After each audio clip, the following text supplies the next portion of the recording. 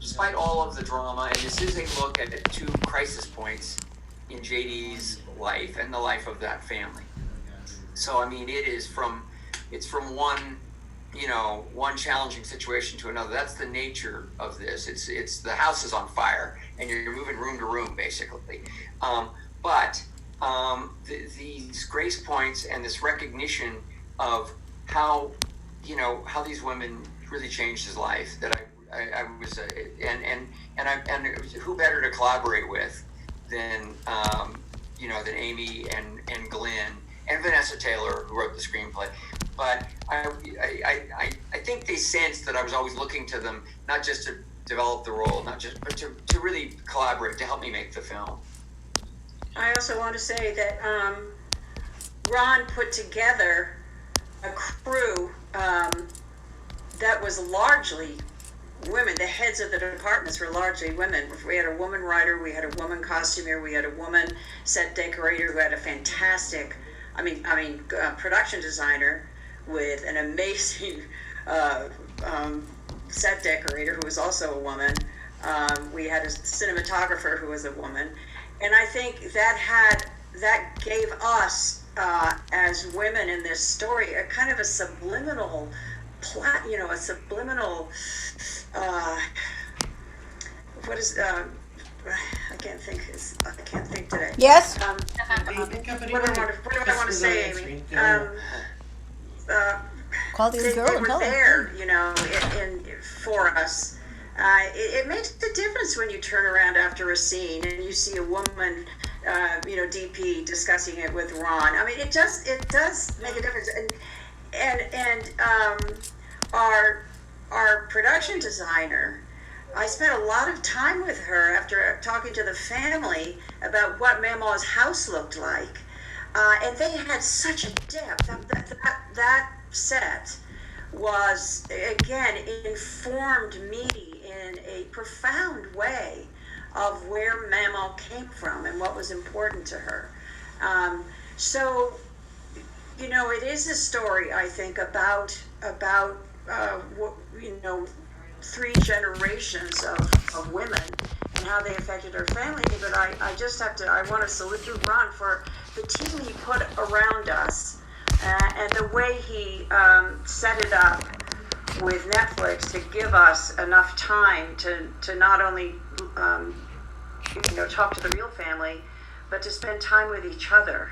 That was invaluable to the performances that ended up on film. I want to ask one question, and then I know the audience wants so much to ask. And that has to do with my very favorite scene, which could be seen as Beverly's Bottom.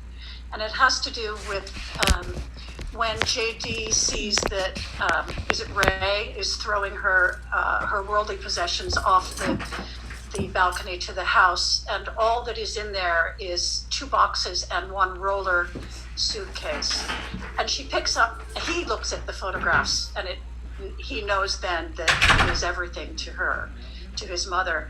But he responds to an insult by running upstairs and putting his life in grave danger, and has no way of knowing that there's a knife on the side of the door. But there's something of a divine intervention there, in the form of another family, 3 women, a mother and two children, I guess, who probably saved his life, and that is Bev's Bottom.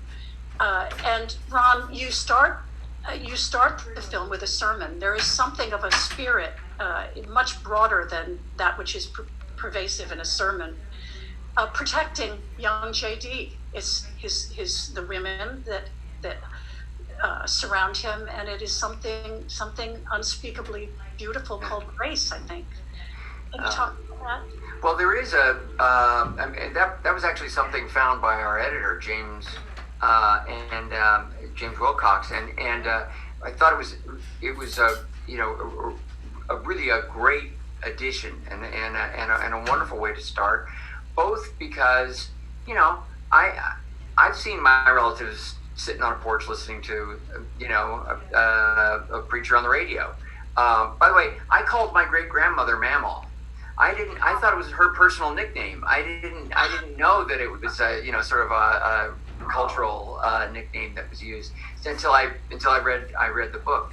But again,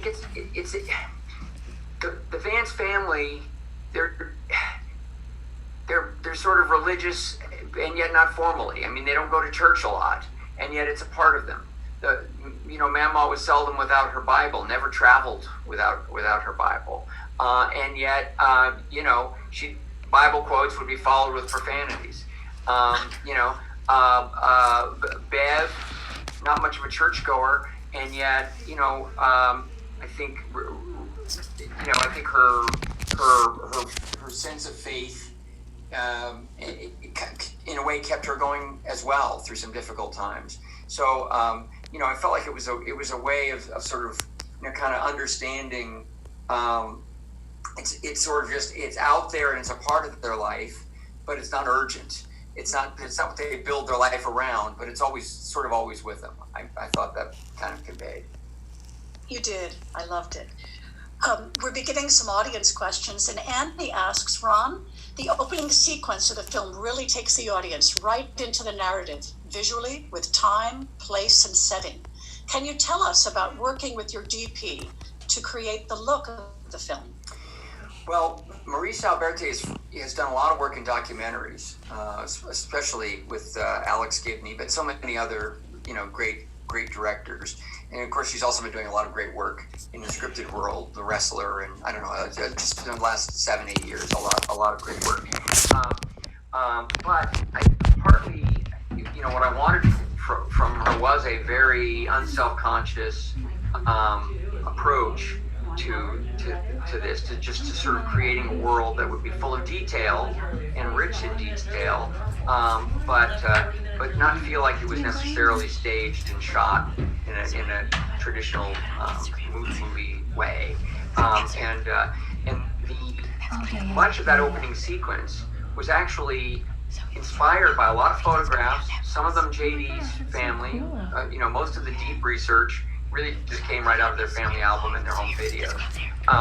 But also, Maurice and I spent time looking at other documentaries, and there were other documentary filmmakers that I even conferred with to sort of make sure I sort of I understood how the language of cinema sort of interfaced with this in an honest, with this world in an honest, relatable way. And so Maurice and I invented a lot of that sequence just through conversation, through discussion, talking about the characters, and including the whole flashback into the showing the factory before and after. And then of course you have echoes at the end when you have the photos of the real Bev. Yes. Oh, that was great. All right, from Gabriel, could you please talk about the table scene? We learned so much about what's going on in such a small period of time, and it feels so incredibly natural. I assume the table scene at the interview, at Yale? I assume that. Yeah. Well, that was, really about his disconnect with Yale. He was just extremely uncomfortable. He felt very insecure there, despite this burgeoning relationship with Usha, which was so, meaningful to him. And yet he was incredibly uncertain of it at this time. And so, it was one of my favorite sort of scenes in the book. This is not a very literal adaptation of his book. But it does take inspiration, and in a few places we really, really plugged into the book, and that was one of them. Those little microaggressions, and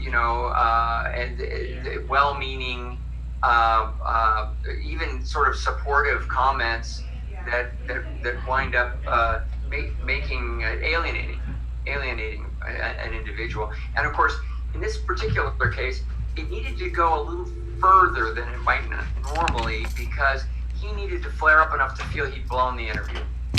So it was to me important for him to go into this period of time facing his mother's new crisis with, an even deeper sense of a failure and kind of looming doubt about Yale.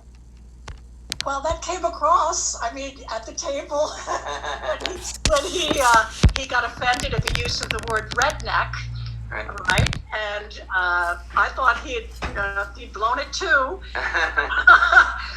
But that brings up a question of my own, and that has to do with the term hillbilly. If he takes offense at the term redneck, I thought hillbilly was something of a pejorative as well. And yet, when he's in the it's not a hearse, but the limo with Mama, and says, "Why are they saluting us?" And she says, "Because they are honoring us. We are hill people." And so there's an honor there. Yeah.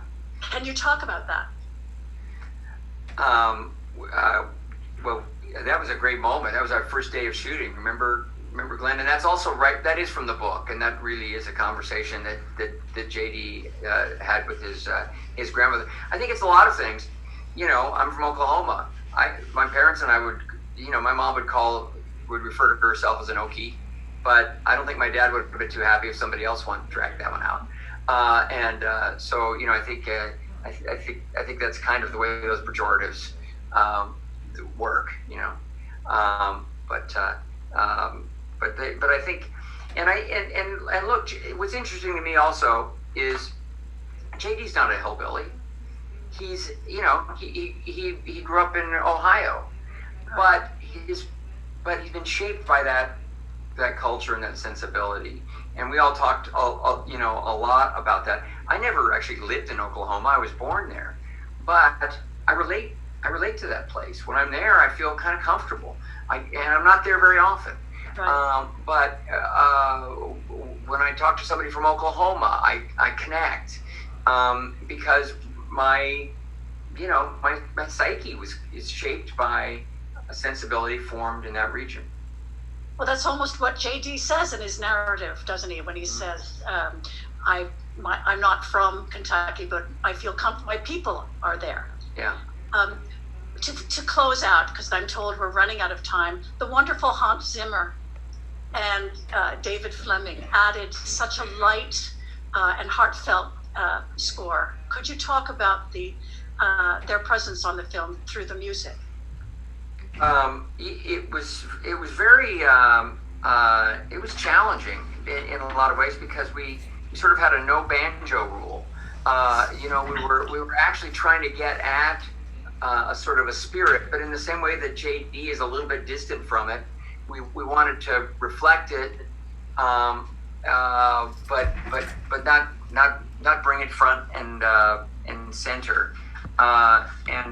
So it was really a tricky one, but Hans and the artists who in his studio in LA is like one of the most creative. It's like the creative epicenter to me of LA in an interesting way.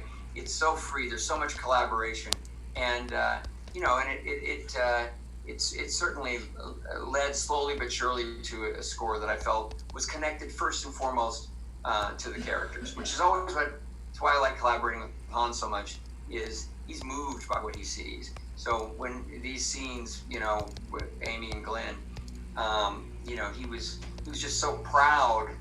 Sometimes it was take the music away and just let it be what it is, because he was just so thrilled to sort of be a part of the same project with these performances. We spent a lot of time talking about the nuances of the performances together. And for me, that it's an incredibly nuanced film, and I can't thank you enough for it. And I'll be thinking about it on Thanksgiving Day. Thank you, Ms. Close and Ms. Adams, and thank you so much, Mr. Howard, for spending time with us today. I really enjoyed the film. You're welcome. Thank you. Bye-bye. Thank you. Bye. Bye-bye. Bye, guys.